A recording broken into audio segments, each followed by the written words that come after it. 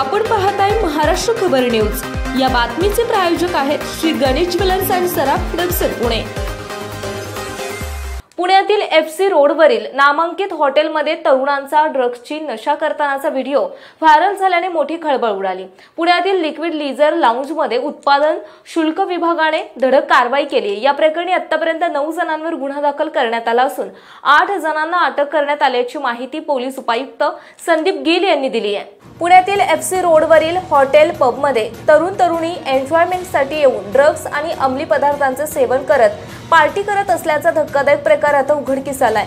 Party drugs घेणाऱ्या तरुणांचा video social मीडियावर व्हायरल झाला आहे। त्यामध्ये चक्क हॉटेलमधील वॉशरूममध्ये टॉयलेट जवळ बसून तरुण ड्रग्स घेत असल्याचं दिसून आलं आहे। या युवकांकडील हे ड्रग्स मेफेड्रॉन असल्याचं प्राथमिक माहितीतून समोर आलंय।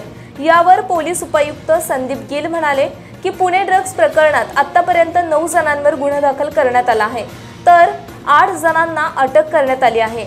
व्हिडिओमध्ये दिसणाऱ्या मुलांचा पुणे पोलीस शोध घेत आहेत। या प्रकरणाची योग्य चौकशी होणार आहे। पार्टी करणाऱ्या ग्रुपने जेवण आणि दारूवर 80 ते 85 हजार खर्च केले आहेत।